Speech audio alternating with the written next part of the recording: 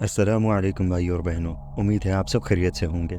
जो लोग इस दुनिया से जा चुके हैं उनकी अरवाह इस वक्त कहाँ हैं, किस हाल में हैं, क्या कर रही हैं। हर मुसलमान जिनके अजीज अकारिब इस दुनिया से जा चुके हैं उनके जहन में कहीं ना कहीं ये सवाल मौजूद है कि उनके इस दुनिया से जाने वालों की अरवाह इस वक्त कहाँ हैं, किस हाल में हैं। तो आइए कुरान और अहादीस की रोशनी में इस पर नज़र डालते हैं।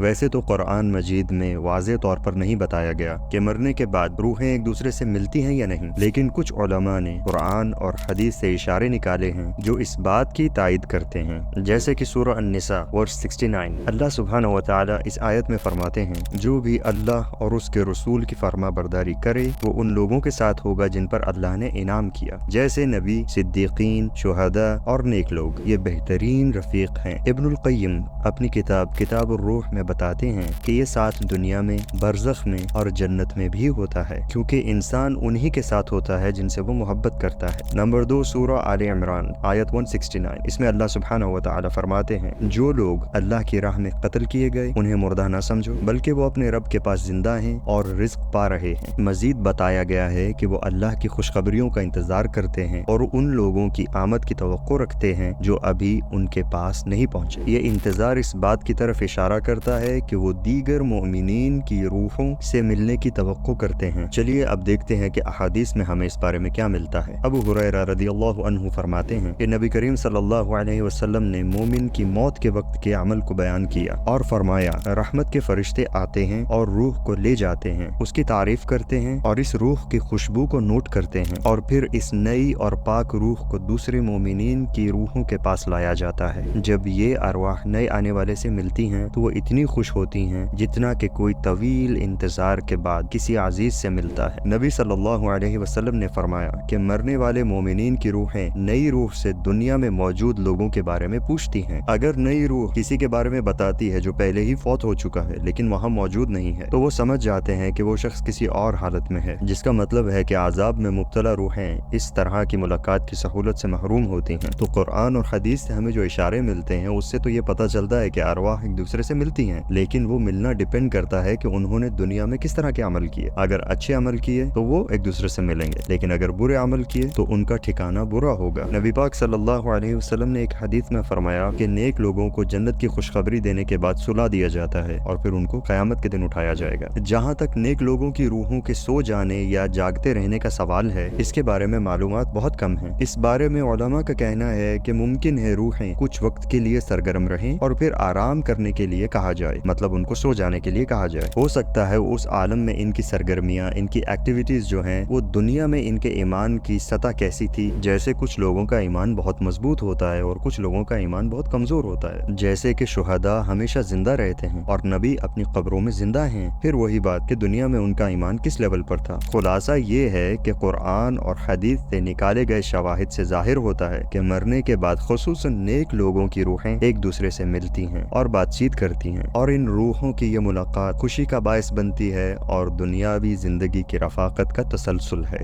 उम्मीद है ये वीडियो आपको पसंद आई होगी। कमेंट सेक्शन में ज़रूर बताइए। अपना और सबका ख्याल रखिए। अस्सलामु अलैकुम व रहमतुल्लाह।